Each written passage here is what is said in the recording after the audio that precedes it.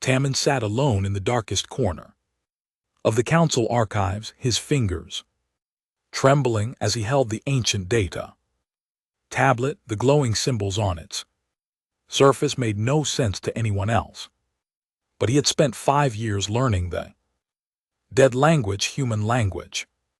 Around him, towers of forgotten records stretched into shadows, gathering dust that no one bothered to clean.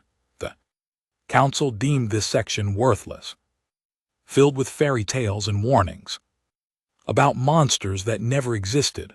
But Tammin knew better. The mathematical patterns were too perfect, historical records too detailed. Humans had been real, and something had made them vanish 3,000 years ago.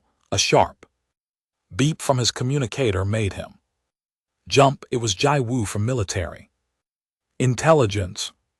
Tammin, I need you in my office now. He tucked the tablet into his coat and hurried through the gleaming halls of Station Veritas. The contrast always struck him, the bright, optimistic architecture of the council chambers versus the gloomy archives where uncomfortable truths were buried. When he reached Ju and LT Uncan GT's office, she was staring at a holographic display with an expression he had never seen on her face before. Fear. Tell me I'm crazy, Ju said without looking at him. Tell me these patterns mean nothing.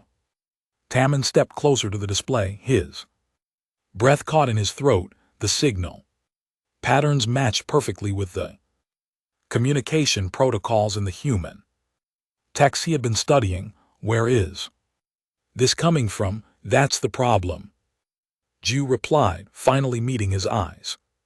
It's coming from the void sector, the area we marked as uninhabitable after the surveys 400 years ago. Nothing lives there. Nothing can live there. Radiation levels alone would kill any known species within hours. Except one, Tammin whispered. He pulled out his tablet and overlaid the ancient human data with Ju and LT Uncan GT's signal. They matched perfectly, like two pieces of a puzzle waiting 3 millennia to be reunited. Humans had radiation shielding technology far beyond what we have now. The records say they could survive anywhere. Ju shook her head. Humans are myths. Tammin stories parents tell children about the monsters who nearly destroyed the galaxy before destroying themselves. They're not real. Then explain this signal. Before Ju could answer, the station's alarm system blared to life. Red emergency lights flooded the corridors. An announcement echoed through every speaker. All personnel to battle stations. The Malrith swarm has entered council space. This is not a drill. Tammin and Ju rushed to the command center where chaos had erupted. Dozens of officers shouted over each other while holographic displays showed a nightmare unfolding across multiple star systems. The Malrith, a race of insectoid creatures that consumed entire worlds, were attacking in numbers never seen before. Their ships, organic and writhing, filled the screens like a plague of locusts. How many? Ju demanded. Thousands, an officer replied, his voice breaking. They hit the Canary system first.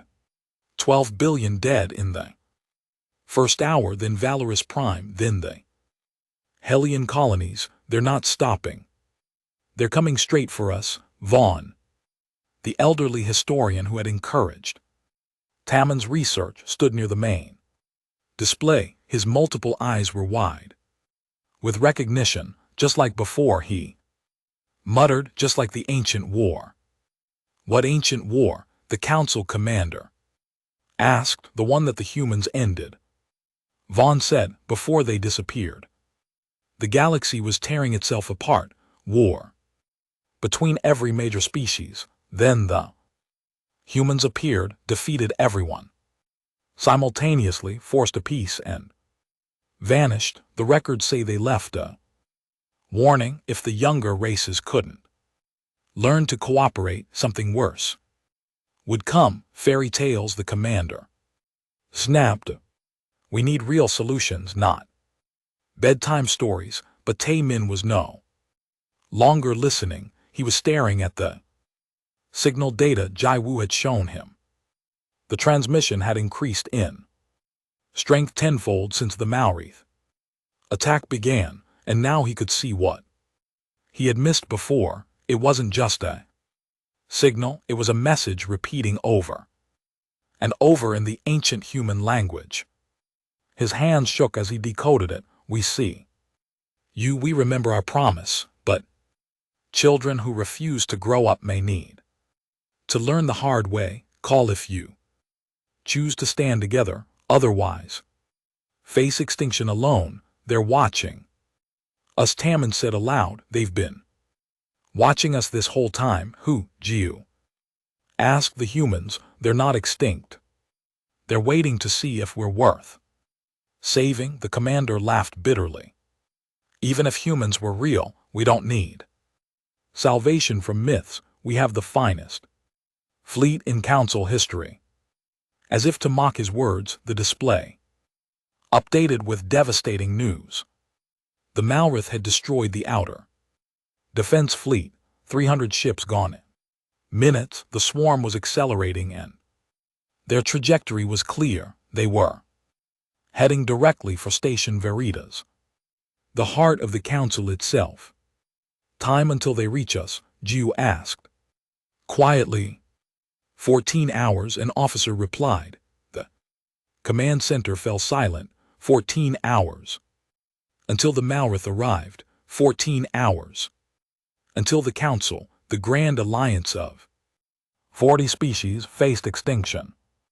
Thyman looked at the human message still glowing on his tablet. He thought about legends and pride, about the monsters in old stories that turned out to be warnings, not fantasies. We need to respond to the signal, he said. We need to ask for help. We will do no such thing, the commander said. The council does not beg myths for mercy. But Jiu was already working at her console, her fingers flying across the controls. Then, I'll do it myself. Court-martial me later if we survive. She broadcast a simple message toward the void sector using the mathematical patterns from the ancient texts.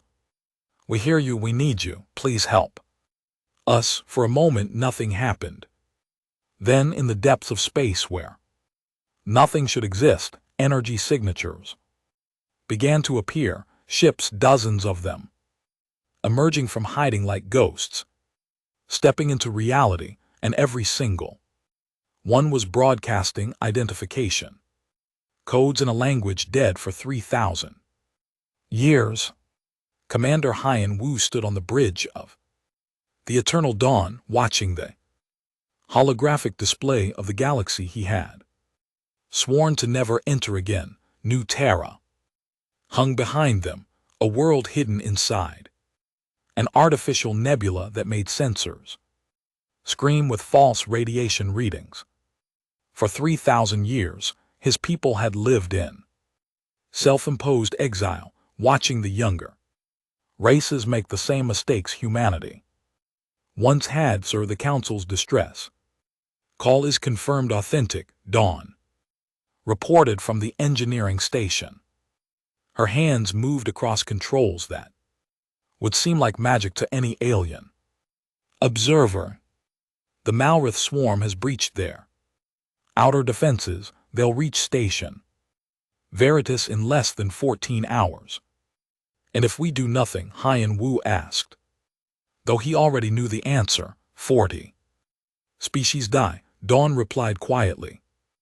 Billions of lives, maybe trillions, before the Maorith finished consuming this spiral arm. Yong, the diplomatic liaison, stepped forward. He was younger than most on the Bridge, born after the isolation began. He had never seen an alien, never spoken to another species, none of them had.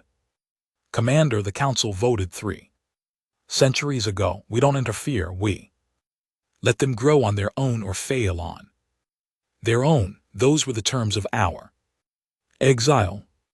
Those terms were made when we thought they had time, Haiyan Wu said. He turned to face his crew, seeing the weight of history in their eyes. Our ancestors withdrew because we were too powerful, too dangerous. Every time we tried to help, we accidentally controlled. Every time we shared technology, we stifled their development. We became the thing they feared most, benevolent tyrants who made them weak, so we let them die. Dawn asked, and there was anger in her voice. We have weapons that could stop the Malrath. We have ships that could turn the tide. We sit here with the power to save billions, and we do nothing. Show me the legacy arsenal. Status, Yan Wu ordered. Dawn LT Unk and GTS. Fingers danced across her console. The display changed, showing vast underground facilities on New Terra. Weapons that hadn't been fired in 3,000 years. Ships designed for a war so terrible that humanity had chosen extinction over continuing to fight. Kinetic accelerators that could crack planets, nanite swarms that could disassemble fleets at the molecular level, dimensional disruptors that bent space itself into a weapon. All functional, Dawn reported. We maintained them as a memorial, a reminder of what we could do and why we must never do it again. Han Wu remembered the stories his grandmother had told him. She had been alive during the last days before the isolation, had seen the aftermath of humanity's final war. The galaxy had been tearing itself apart, hundreds of species locked in endless conflict. Then humans, the youngest spacefaring race, had done the impossible. They had defeated everyone simultaneously, forcing peace through overwhelming power. But the price had been terrible. The younger races didn't unite in gratitude. They united in fear, fear of the humans who could destroy anyone, anywhere, any time. Fear that had turned to hatred, then to plans of genocide, rather than rule through terror or fight. A war of survival against everyone else. Humanity had made a choice: vanish and give the galaxy a chance to grow up. Without them, contact the fleet, Haiyan Wu said. All ships to prepare for deployment. We're going in, Sir. Young protested. The council made their choice when they called for help. Haiyan Wu interrupted. We've been monitoring them for 3,000 years, Young. We've watched them make progress, seen them form alliances, hoped they would be better than we were, but they're still fractured, still young, and now something worse than us is at their door. The Malrath aren't our responsibility, Young argued. No, Haiyan Wu agreed, but they will be our legacy if we let them destroy what we sacrificed everything to protect. The bridge fell silent. Finally Dawn spoke. Orders. Commander, standard combat doctrine. Precision strikes only, no civilian casualties. We save them, but we don't terrify them. We show them we're not the monsters from their legends. And if they're already terrified, Dawn asked, then we prove them wrong. The human fleet emerged from the void sector like ghosts becoming real. 40 ships, sleek and deadly, built with technology that made alien sensors glitch in confusion. They moved in perfect formation, covering the distance to Station Veritas in half the time the Malrath would take.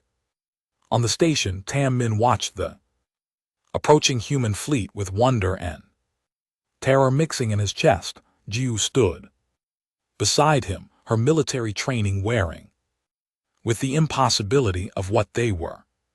Seeing they're real, she whispered. Humans are real, and they're coming to help us, Tammin added, or to judge us. I'm not sure which is more frightening. The council commander had gone pale. Around the command center, officers from 40 different species stared at the displays in shock. The myths were real. The monsters from ancient stories were approaching at impossible speeds. Communication request appeared on the main screen. Jiu, without waiting for orders, accepted it. A face appeared on the display, human male eyes that carried the weight of centuries. This is Commander Hun Wu of the New Terra Defense Fleet. We received your distress call. We're here to help. Why is the council commander demanded. Why reveal yourselves now? Because you finally asked, Hien Wu replied simply. For 3,000 years we waited to see if you would learn to work together to protect each other without our interference. You're not there yet, but you're trying. That's enough. We don't need your pity, the commander said. Good, Hien Wu said with a slight smile, because we're not offering it. We're offering you a chance to survive. The Malrith are 12 hours out. We can hold them off, but only if you trust us. Can you do that? The command center erupted in argument. Some species wanted to accept immediately. Others, remembering the old stories, argued that human help would come with chains attached. Tai Min watched Hien Wu and LT Unk and GTS face during the argument. The human commander didn't look angry or impatient. He looked sad, as if watching children repeat old mistakes. Finally, Jiu stepped forward. I accept your help, Commander Hien Wu, on behalf of military intelligence and anyone else with sense. I accept. That's enough for me, Hien Wu said. He turned to someone off-screen. Done. Deploy the defense grid standard protective pattern and send a message to Yong. It's time for him to earn his title. First contact is his responsibility. The human fleet split into defensive positions around Station Veritas. Their ships took up locations that made perfect tactical sense, covering every approach vector. Then they waited. 9 hours later, the Malrith swarm arrived, expecting prey. Instead, they found humans, and the galaxy would never be the same. The Malrith swarm hit the human defensive line like a wave, crashing against a cliff. From Station Veritas, the council officers watched in stunned silence as humanity's ships demonstrated why legends had been built. Around them, the human vessels moved with precision that seemed impossible, each one covering another's position, while firing weapons that turned Malrith bioships into expanding clouds of debris. How are they doing that? Jiu breathed. Their ships aren't even using shields. They're just not getting hit. Tammin watched the tactical display, his historian's mind recognizing patterns from ancient texts. They're not predicting where the Malrith will shoot. They're controlling where the Malrith can shoot. Every position they take eliminates attack angles. Every movement forces the enemy into kill zones. That's not possible.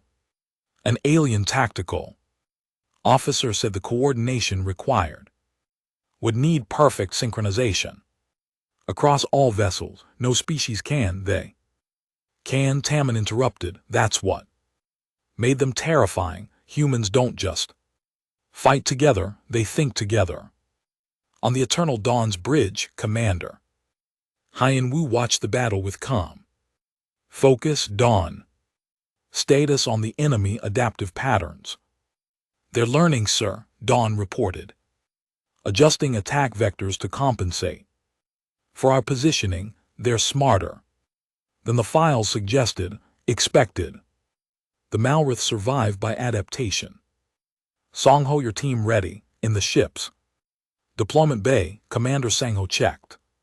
His armor seals one final time, around him 20 elite soldiers did the same. They were specialists in hostile insertion, trained for missions that required surgical precision in impossible conditions.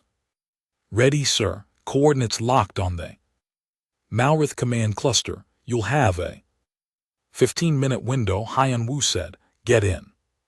Eliminate their coordination. Get out. The council species are watching. Show them we're precise, not destructive. Understood, Sang-ho replied. His team loaded into stealth pods, each one designed to slip through enemy formations undetected. Launching now, the pods shot from the eternal dawn like invisible bullets, weaving through the chaos of battle.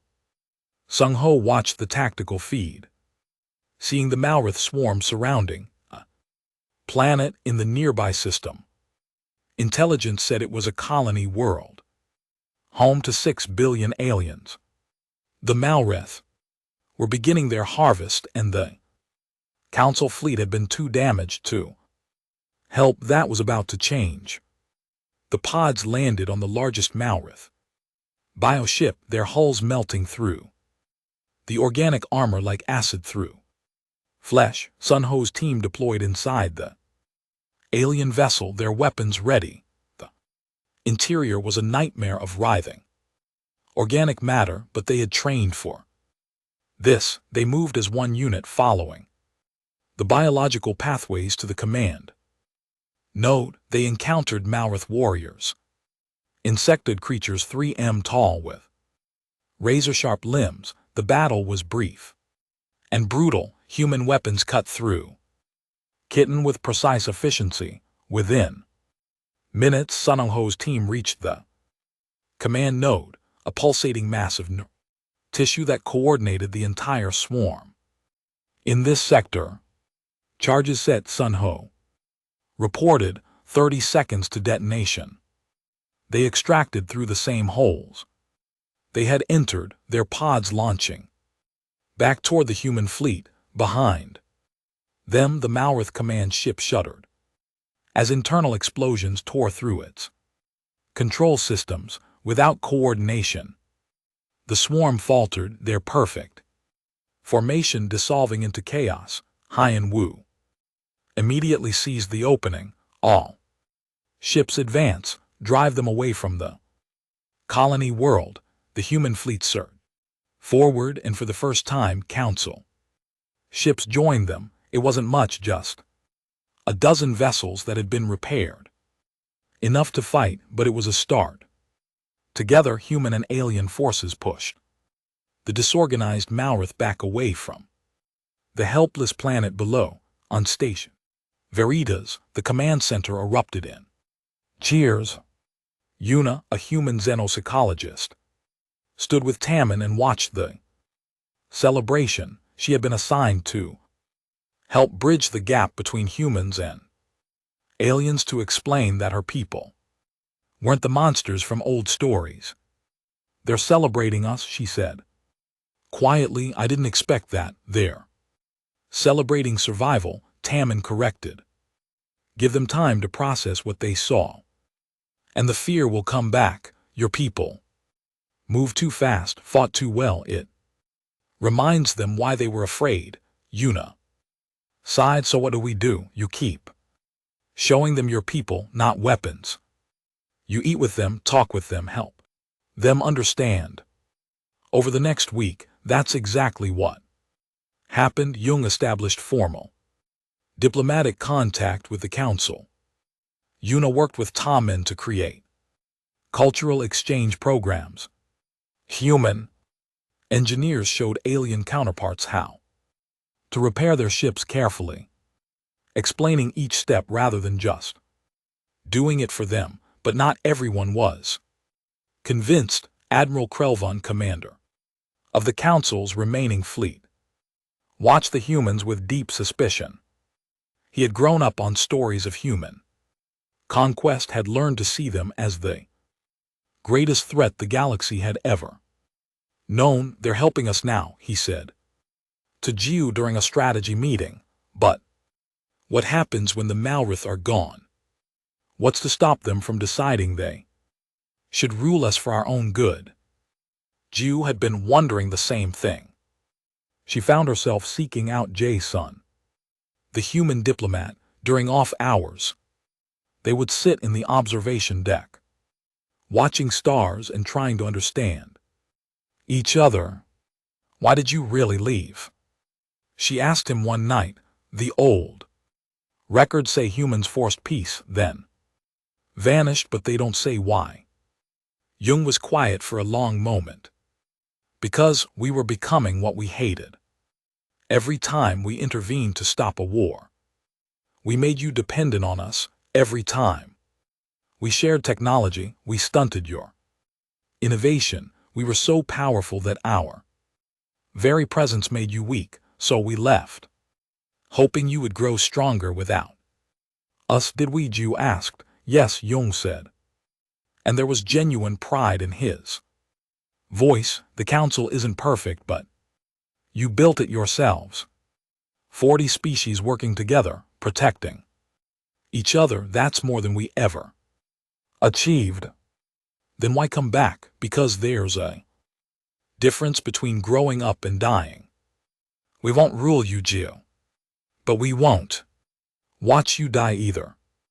Their conversation was interrupted by urgent alarms. The Malrith were attacking again, but something was different. They were retreating from some battles, regrouping in others. Their pattern had changed from mindless consumption to strategic withdrawal. Hyan Wu called an emergency meeting with Council leadership. When everyone was assembled, he delivered news that made the previous threat seem small. "The Malrith aren't attacking you," he said. "They're running from something, and they've led it straight to you." Display changed, showing sensor readings from deep space. Something massive was approaching, something that made the Malrith swarm look tiny by comparison. Dawn provided the analysis. "We call them the Vexthar, extragalactic force. They consumed the Malrith home galaxy 200 years ago. The Malrith have been fleeing ever since." "And you knew about this, Admiral?" Krellin demanded. "We encountered them 3,000 years ago," Hyan Wu admitted. "They're the real reason we went into hiding. We barely survived the first contact. We realized that if they followed us, the galaxy would need to be united to stand a chance, so we disappeared, hoping our absence would force unity." "You used us," Krelvan said. "You let us fight and die while you hid." "Yes," Hyan Wu said simply. "And we'll carry that guilt forever, but right now that doesn't matter. The Vexar will be here in 3 days. We need to work together, all of us, or nothing will survive." The room fell into shocked silence, broken finally by Tammin. "What do we need to do?" Bora studied the data streams until her eyes burned. The human science officer had been working for 30 hours straight trying to understand the Vexthar before they arrived. Around her, alien scientists watched in fascination and fear as she pulled patterns from chaos, finding meaning in signals that looked like pure noise. "They're not like anything we fought before," she explained to the mixed group of human and alien researchers. "The Malrith adapt to threats. The Vexthar consume them. They don't just destroy civilizations, they erase the very concept of them.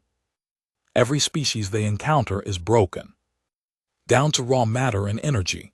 "How did humans survive them?" asked the Council Scientist.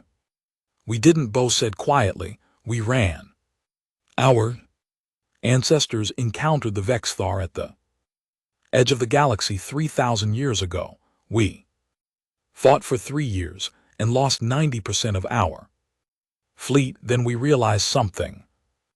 Vexthar were drawn to our energy signatures. The more we used our advanced technology, the faster they found us. So you went dark, Jiwoo said. Understanding dawning, you hid in the void sector where your technology would blend with natural radiation.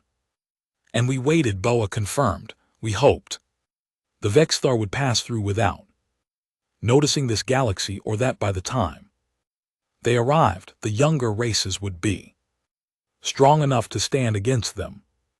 T-Men felt anger rising in his chest. You abandoned us. You could have warned the Council, could have helped us prepare. Would you have believed us? Bora asked. Humans, the monsters from Legends, telling you that something worse was coming, you would have thought it was a trick to control you. She was right, and Tammin knew it. Even now, with humans fighting beside them, half the council still thought it was some elaborate manipulation. The discussion was interrupted by an alert. A ship was approaching station Veritas, broadcasting human identification codes, but using a design centuries out of date. When it docked, a single figure emerged, and every human present immediately stood at attention. Dong Hyan was old by any standard. His hair was white, his face marked by scars from battles fought before most of the station's occupants were born. He had been alive during the first Vexthar encounter, had commanded fleets during humanity's darkest hour. For 3,000 years, he had lived in retirement on New Terra, tending gardens and trying to forget the war, but the war had come back. Commander Hyan Wu, Dong Hyan said with a nod. Permission to join your crew. Granted, Hyan Wu said. Immediately. We need every advantage we can get. Dong Han turned to address the assembled council officers. I know what you think of us, monsters who forced peace through terror, then vanished like cowards, but let me tell you what really happened 3,000 years ago. He activated a holographic display showing the galaxy as it had been. The younger races were tearing each other apart. We tried to help, tried to share our knowledge, but we were too strong. Our presence made you weak, dependent. We became the thing we hated. Tyrants who ruled through superior power. The display shifted, showing human fleets engaged in battles across hundreds of systems. So we made a choice. We would end the war by defeating everyone, then we would leave. We hoped our absence would force you to unite, to grow strong on your own, but the Vexthar complicated things. Dong Hyan continued. We encountered them just as we were preparing to isolate ourselves. We fought them, barely survived, and realized the terrible truth. They were drawn to advanced technology. If they followed us to this galaxy while you were still fractured and weak, everyone would die. He looked at each alien officer in turn. So we went dark. We erased ourselves from your history, became myths and warnings. We hid in the void and watched you grow.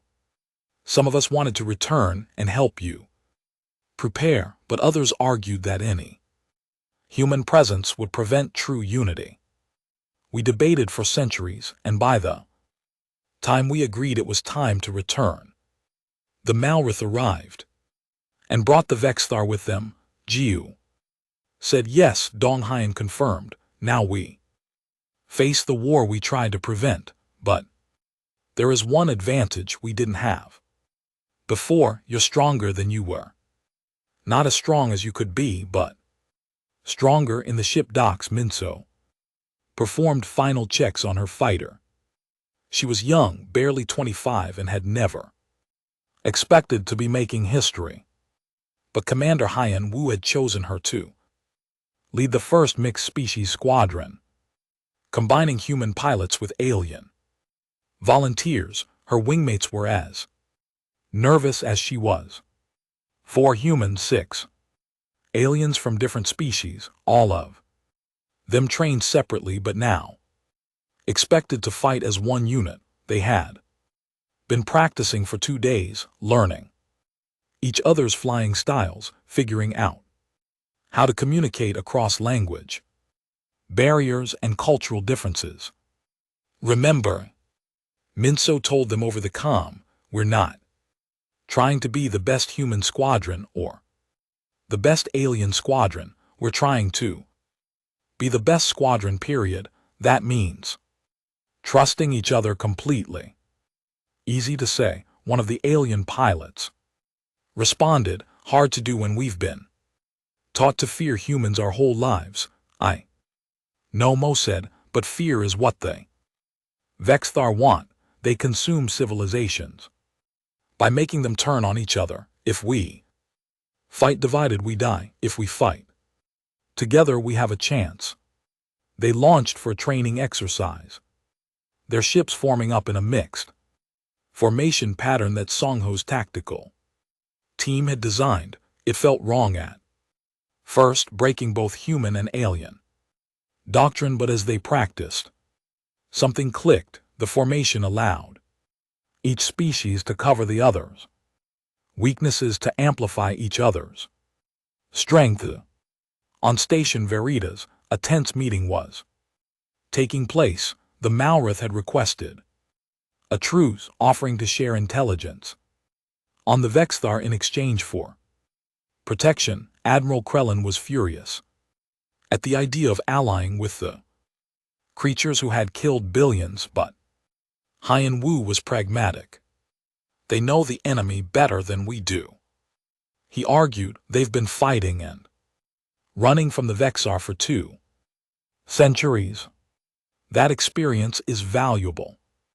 They're murderers, Krelvin said. So were we, Dong Hyan interjected quietly. 3,000 years ago, humans killed billions. During the Galactic War, we justified it as necessary as self-defense. Then we realized we had become the monsters we were trying to stop. The Malrith are the same, a species doing terrible things because they're desperate to survive. If we can't forgive that, we have no right to ask the Council to forgive us. Words hung in the air. Finally, Jiu spoke. The real question is, can we afford not to work with them? The Vexthar will be here in 48 hours. We need every advantage. The vote was close, but the truce was approved. Malrith ships, damaged and desperate, joined the defensive fleet, forming around Station Veritas. Engineers from 3 different categories of species worked together to combine human weapons, alien shields, and Malrith biological sensors into hybrid systems. Dawn coordinated the engineering effort, moving between crews and explaining technical concepts across language barriers. She watched humans teaching aliens, aliens teaching Malrith, all of them learning to see past old hatreds. It was messy and imperfect, but it was working. Bora made a breakthrough in the Vexthar analysis. I found their weakness, she announced. During a command briefing, they operate on pure efficiency. They can't understand the concept of sacrifice for something beyond yourself. Every decision they make is about optimal resource allocation. How does that help us? Hyan Wu asked. Because we can do things they can't predict, Boa explained. Acts of self-sacrifice, fighting for causes beyond survival, protecting those weaker than ourselves. These concepts don't exist in their Calculations. If we can exploit that, we might survive. Dong Yun smiled grimly. So we beat them by being willing to die. For each other, that's very human.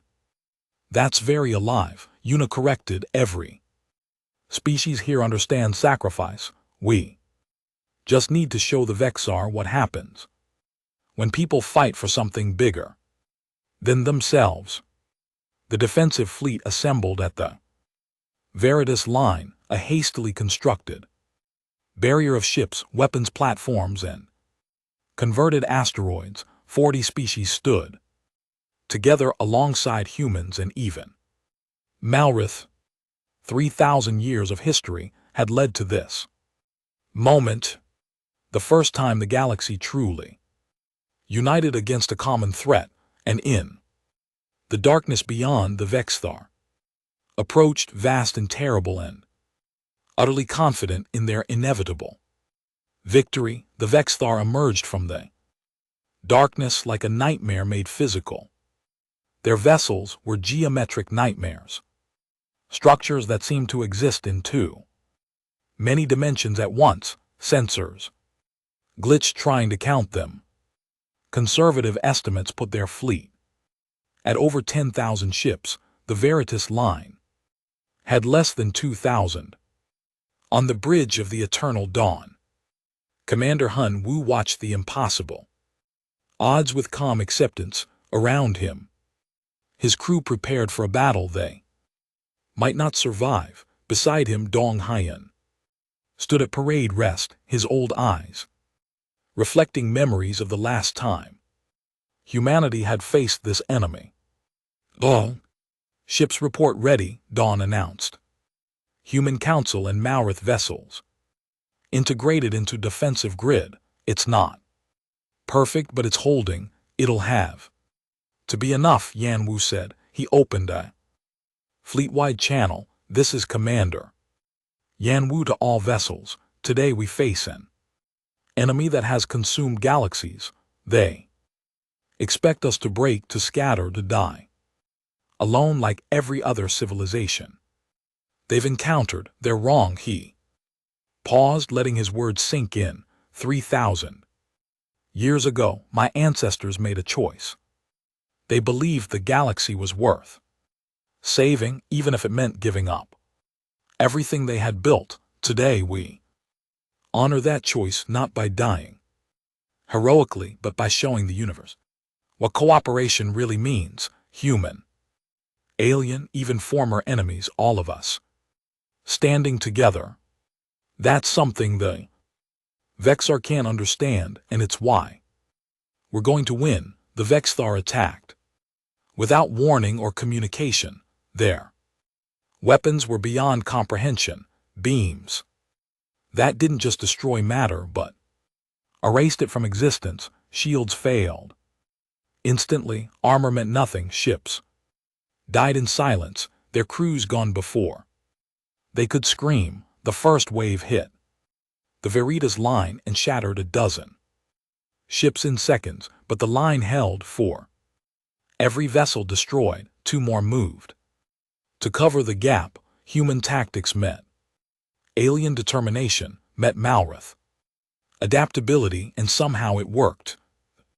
Defense grid absorbed the attack and held firm. Their weapons operate on quantum eraser, Bora reported from the science station. They're targeting the probability of matter existing. We can't block it, but we can dilute it. By spreading out, all ships disperse. Formation. Haiyan Wu ordered. Maximum spread maintained, covering fire. The fleet scattered into a loose cloud, each ship far enough from others that a single attack couldn't destroy multiple vessels. The Vexthar adjusted their ships, moving with mechanical precision to exploit the gaps, but they encountered something unexpected. Menno's mixed squadron, her 10 ships moved through the chaos like dancers. Their formation impossible for the Vexar to predict because it combined 3 different tactical doctrines into one fluid whole. when the enemy targeted the human ships alien vessels provided covering fire when they focused on the aliens human ships struck from unexpected angles. The Malrith pilot provided biological sensors that detected Vexthar movements before their tactical computers registered them. It's working, Minio reported. They can't adapt to us because we're not following any single pattern. All squadrons adopt mixed formation protocols, Haiyan Wu ordered. We fight together or not at all, on station. Veritas, Jai Wu coordinated the defense grid alongside Jae Sung.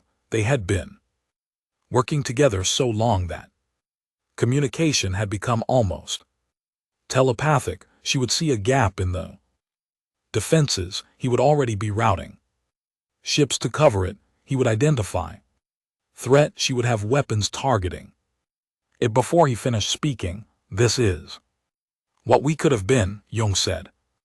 During a brief lull, human and alien, working together from the start instead of after 3,000 years of fear. Maybe we needed those 3,000 years, Ju replied. Maybe we had to grow up first. The battle raged for hours, ships died on both sides, but the Veritas line held. Then the Vexthar did something unexpected. They began to withdraw, not retreating but regrouping. Their perfect efficiency had encountered an inefficient variable. The defenders were supposed to break, but they weren't breaking. They're adapting their strategy, Bora warned, analyzing our patterns. Whatever advantage we have, we're about to lose it. Dong Hun stepped forward. Then we stopped using patterns, Commander Hun. Wu, I'm requesting permission for a solo assault on their command structure. That's suicide, Haiyan Wu said flatly. Yes, Dong Haiyan agreed, but I'm old and I've lived too long watching others fight my war. Besides, the Vexthar don't understand sacrifice. Let's teach them. Before Haiyan Wu could refuse, Dong Haiyan was moving. He took a small fighter, one of the old models from the first Vexthar encounter, loaded with weapons that shouldn't exist anymore. Sun Ho and his special operations team tried to follow, but Dong Haiyan locked them out of his flight path. This is my fight, he transmitted, but I need everyone to see it. Bora, are you recording? Yes, Boa said, understanding immediately what he intended. Good, Tammin, I want you to broadcast what happens next to every ship, every station, every world that can receive. Show them what we fight for. Dong Haiyan and LT Unk and GT's fighter accelerated toward the Vexthar fleet at impossible speeds. Their weapons targeted him instantly, eraser beams converging from a dozen angles, but he didn't evade. Instead, he broadcast on every frequency, in every language the galaxy knew. My name is Dong Haiyan. 3,000 years ago I fought the Vexar and ran. I've spent 3 millennia feeling like a coward, hiding while others grew strong, but I learned something in those years. Strength isn't about power or weapons. It's about being willing to stand for something bigger than yourself. His fighter was hit. Eraser beams tore through shields and armor, but he kept transmitting, kept flying. The Vexthar think we're just resources to consume. They think efficiency is everything, but they're wrong. We're not efficient.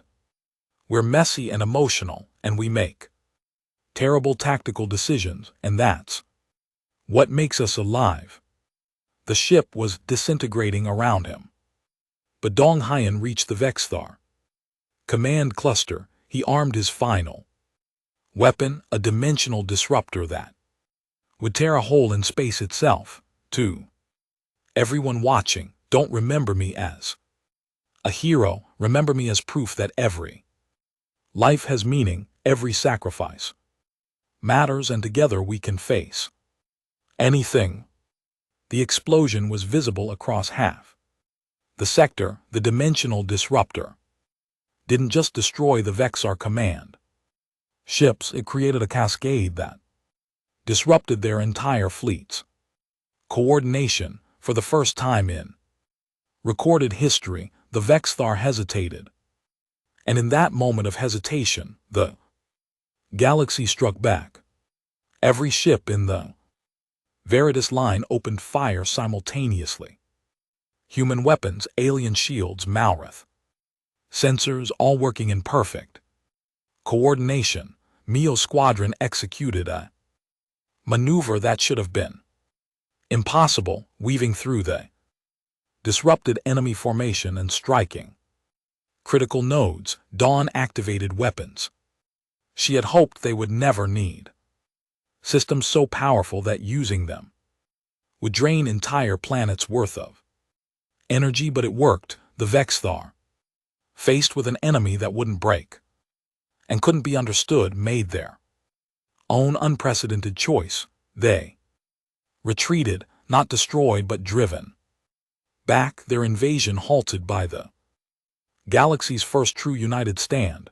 In the aftermath, Station Veritas was a mixture of celebration and mourning.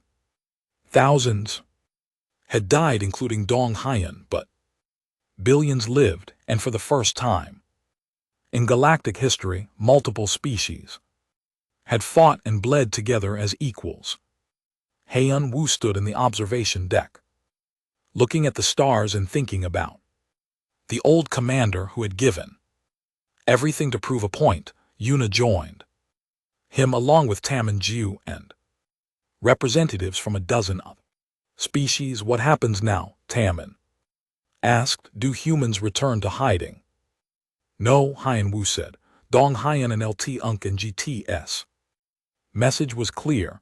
Isolation doesn't work. We're stronger together, but we won't rule you. We won't make decisions for you. We'll stand beside you as partners. The council will need to be reformed, Jiu said. Equal representation for all species, including humans and even Malrith, if they're willing to change their ways. They are, came a translated Malrith response. We've seen what cooperation achieves. We were wrong to consume rather than communicate. Over the following months, a new council formed, not based on fear or power, but on mutual respect and shared sacrifice. Yuna worked with Tammin to establish cultural exchange programs. Bora opened the human archives, sharing technology, carefully teaching rather than just giving. Sunho trained mixed species special operations teams. Mio's squadron became a symbol of unity, proof that different peoples could trust each other with their lives. The Vexar would return eventually. Everyone knew it. But next time, the galaxy would be ready, not as separate species but as one unified civilization. On the anniversary of the battle, a monument was unveiled on Station Veritas. It bore the names of everyone who had died, human and alien, and Malrith at the top in letters that could be read by every known language. Was a quote from Dong Haiyan and LT Unk and GTS final transmission. Together we can face anything. And standing before that monument, looking at the names of the fallen and the faces of the survivors, the galaxy finally understood. Humans had never been the monsters from legend. They had been the warning about what happens when power exists without purpose, when strength exists without sacrifice. The real lesson wasn't that humans were dangerous. It was that anyone could become what they had been, tyrants who meant well but controlled through strength. The galaxy had learned that lesson the hard way. Now they would build something better together, and they. Legends of the past would become the foundation of a better future.